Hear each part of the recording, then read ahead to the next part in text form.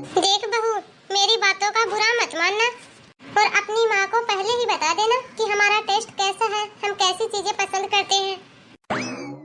तुम्हारी माँ ने जो पिछली बार मेरे लिए साड़ी भेजी थी ना, वो मुझे पसंद नहीं आई, इसलिए मैंने उस साड़ी को काम वाली को दे दिया। तो तुम अपनी माँ को बता देना कि उन्होंने जो पिछली बार मेरे लिए साड़ी भेजी थी वो उन्हें काम वाली को देनी पड़ी।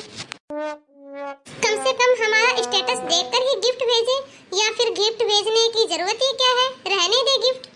हमें किसी चीज की कमी थोड़ी ना है, यदि गिफ्ट दे तो कोई अच्छा दे, वरना फिर रहने ही दे, नाम करने से क्या फायदा।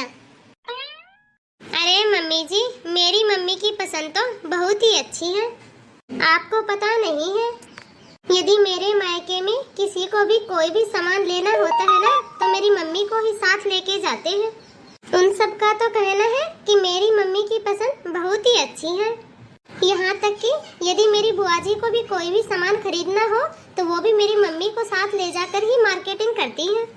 हाँ बहू, ये बात तो तू बिल्कुल सही बोल रही है। तुम्हारी मम्मी की चॉइस तो बहुत ही अच्छी है, लेकिन उसकी चॉइस भी अपनी बेटी के मामले में ही अच्छी है।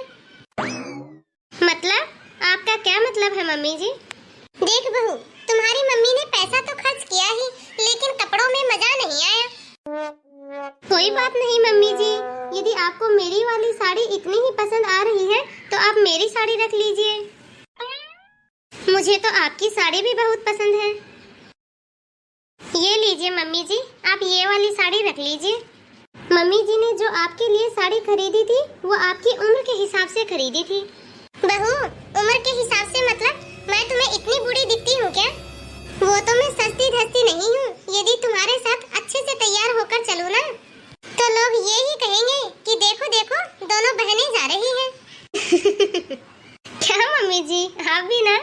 बहू, तुम्हें मेरी बात मजाक लग रही है? नहीं नहीं मम्मी जी, ऐसी बात नहीं है। मुझे कुछ दूसरी बात याद आ गई थी, बस इसीलिए मुझे हंसी आ गई। देख बहू, मुझे तो ये ही साड़ी पसंद आई है, दूसरी वाली साड़ी तुम रख लो। ठीक है मम्मी जी, आपको जो साड़ी लेनी हो आप वो साड़ी ले लीजिए।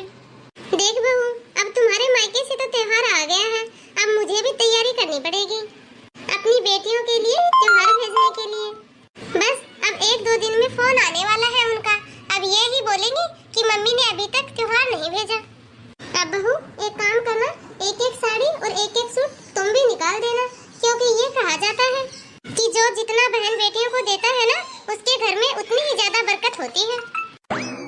समझी बहू? हाँ हाँ मम्मी जी, मैंने भी ऐसा सुना है।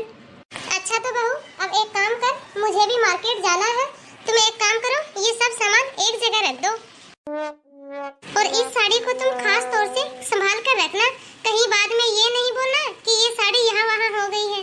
ठीक है मम्मी जी, आप चिंता मत कीजिए, मैं सारा सामान अभी समेट के रख देती हूँ और जाकर खाने की तैयारी करती हूँ। हे भगवान, बाहर कितनी तेज गर्मी है।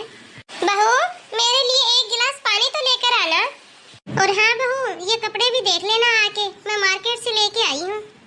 हाँ मम्मी जी, बस अभी आई। ये लीजिए मम्मी जी, आपके लिए पानी। हाय राम बहू, बाहर बड़ी तेज गर्मी है, मेरी तो हालत ही खराब हो गई। मम्मी जी, आपकी शॉपिंग हो गई? अरे बहू, इतनी भी क्या जल्दी है, मुझे सांस तो लेने दे। रुक जा बहू, अभी दिखाती हूँ सब। देख बहू, कैसे हैं कपड़े, बता तो सही। मम्मी जी, कपड़े तो सारे ही अच्छे हैं। दीदी के लिए देखो कितनी अच्छी अच्छी साड़ियाँ लेके आई हो आप। लेकिन मम्मी जी, फल और मिठाइयाँ नहीं लेके आए आप। फल और मिठाइयाँ भी तो भेजना पड़ेगा ना। अरे हाँ बहू, मुझे याद है, लेकिन देखो ना बाहर कितनी तेज गर्मी है, एक दिन पहले यदि ले आती फल तो खराब नहीं हो जाते। कल जब रोहित बाजार जाएगा तो उसी से मंगवा लूंगी ताजे ताजे फल। मम्मी जी, आप सबके कपड़े ले आई, लेकिन आप उनके तो कपड़े लेके ही नहीं आई। अब और कौन रह गया बहू, किसके लिए कपड़े नहीं लेके आई? अरे मम्मी जी, बुआ जी के। अरे बहू, तूने तो मुझे डरा ही दिया, मैं तो यही सोच में पड़ गई कि अब और किसके कपड़े रह गए। अरे बहू, मैं अब तेरी बुआ के यहाँ त्योहार नहीं भेजती। क्यों मम्मी जी, आप बुआ जी के यहाँ त्योहार क्यों नहीं भेजती? आखिरकार वो भी तो इस घर की बेटी है ना। हाँ बहू, वो इस घर की बेटी तो है, लेकिन जब से तेरी बड़ी ननद की शादी हुई है ना, तब से मैं तेरी बुआ के यहाँ त्योहार नहीं भेज रही। मैंने तो तब से ही उनके यहाँ त्योहार भेजना बंद कर दिया। मैंने तो उनको साफ साफ कह दिया था कि दीदी अब देखो मेरी बेटे की शादी हो गई है, अब मैं उसके लिए करूँ या फिर आपके लिए करूँ? त्योहार भेजने में कितना खर्चा लगता है ये तो बहू तुझे पता ही है। अब मैं तुम्हारी बुआ का देखूं या फिर अपनी बेटियों का देखूं? जब से मेरी बेटी की शादी हुई है मैं बस अपनी बेटी के यहाँ ही त्योहार भेजती हूँ, और वैसे भी अब वो बूढ़ी हो गई है। हाँ मम्मी जी, ये बात तो आप सही कह रहे हो। अब आप किस किस के यहाँ त्योहार दोगी? अरे हाँ बहू, रोहित के पापा तो बहुत गुस्सा हुए थे जब मैंने दीदी के यहाँ त्योहार नहीं भेजा था। मेरा तो जीना ही हराम करके रखा था तुम्हारे ससुर ने। हर बात में मुझे ताने देते रहते थे। उस समय तो मैं अकेली पड़ गई थी, लेकिन वो मेरा कर भी क्या लिए, आखिरकार जीत तो मेरी ही हुई।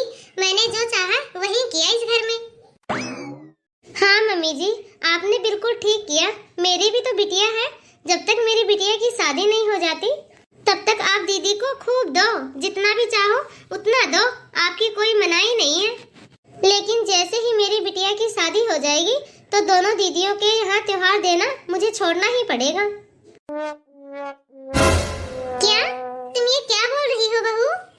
अच्छा हुआ मम्मी जी जो आपने ये परंपरा बना दी। अब आपकी बनाई हुई परंपरा को तो मैं जरूर निभाऊंगी। भला मैं आपकी बहू जो हूँ, आपकी परंपरा को मैं तोड़ थोड़ी ना सकती हूँ। ये आपकी परंपरा तो मैं बहुत अच्छे से निभाऊंगी मम्मी जी। अरे मम्मी जी, क्या हुआ? आप उदास क्यों हो गए? आपने तो कितना अच्छा काम किया है। आपने तो बहुत अच्छा काम किया है।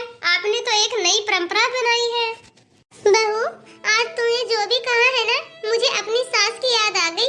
उन्हें भी इतना ही बुरा लगा होगा जितना कि आज मुझे लग रहा है। अरे मम्मी जी, कोई नहीं, लेकिन अभी भी देर नहीं हुई है। जो हो गया सो बीत गया। अब आप एक नई शुरुआत करिए। बहू, कहने को तो तुम बिल्कुल सही बोल रही हो। हम एक काम करते हैं, कल ही मार्केट जाके एक नई साड़ी खरीदते हैं तुम्हारी बुआ जी के लिए। और बुआ जी के लिए तुम्हें जो भी सामान लेना हो बहू, तुम अपने हिसाब से ले लेना। लेकिन मम्मी जी, आपको भी मेरी एक बात माननी पड़ेगी। हाँ हाँ, बोल बहू, क्या बात है तुम्हारी? मम्मी जी, हम सब मिलकर बुआ जी के यहाँ त्योहार देने चलेंगे, लेकिन आप पापा जी को ये बात मत बताना। हम पापा जी को ये सरप्राइज देंगे। ठीक है मम्मी जी, आप पापा जी को बिल्कुल भी मत बताना। ठीक है बहू, हम सब मिलकर एक साथ तुम्हारी बुआ जी के यहाँ त्योहार देने जाएंगे।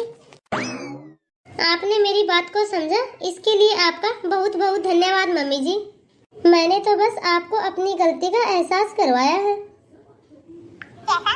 जैसा आपको आपकी बेटियों के लिए लगाना, तो आप समझो दादी जी को कैसा लगा होगा जब आपने उनकी बेटियों को त्योहार देना बंद कर दिया था।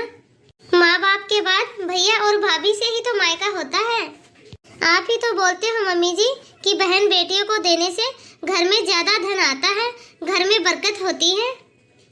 बहन बेटियों को हाथ से दान करना अच्छा होता है। तो बुआ जी भी तो इस घर की बेटी है ना मम्मी जी? हाँ हाँ बहू, तू बिल्कुल सही बोल रही है बेटा। जाने अनजाने में मुझसे बहुत बड़ी गलती हो गई। दीदी मेरे बारे में क्या सोचती होंगी कि देखो उनकी भाभी कैसी है जो त्योहार ही नहीं भेजती। मम्मी जी, मैं मानती हूँ कि रिश्ते नाते तोहफों और पैसों से नहीं निभाए जाते, लेकिन एक दूसरे को तोहफे देकर हम सामने वाले को अपना प्यार दिखाने की कोशिश करते हैं कि आप हमारे लिए बहुत खास हो। हाँ बहू, तू बिल्कुल सही कह रही है। तीज त्योहार पे इसीलिए तो तोहफे देते हैं ताकि उनके बीच प्रेम और प्यार ऐसे ही बना रहे। तो दोस्तों, आप सबको आज की हमारी यह स्टोरी कैसी लगी कमेंट बॉक्स में कमेंट करके जरूर बताइए। यदि आपको यह स्टोरी अच्छी लगी हो ना, तो वीडियो को लाइक और हमारे चैनल को सब्सक्राइब जरूर कीजिए। आपके एक लाइक और शेयर से हमारा भी मनोबल बढ़ता है, जिससे हम आपके लिए ऐसे ही मनोरंजन भरे वीडियो लाते रहते हैं। यदि आपसे भी यदि जाने अनजाने में ऐसी कोई गलती हुई है तो आप भी अपनी गलती को सुधार सकते हैं।